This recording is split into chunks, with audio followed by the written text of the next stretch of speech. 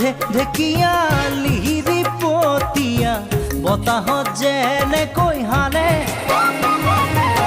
ঢোলৰে চাপৰ তোৰে লাগি কঁকাল দুচেও তিনি চেওকৈ ভাগে তোৰ দৰে নাচনি দেখি শ্ৰীকৃষ্ণই বাঁহী বজাইছিলে চাগে মোৰ মইনা ঐ বাঁহী বজাইছিলে চাগে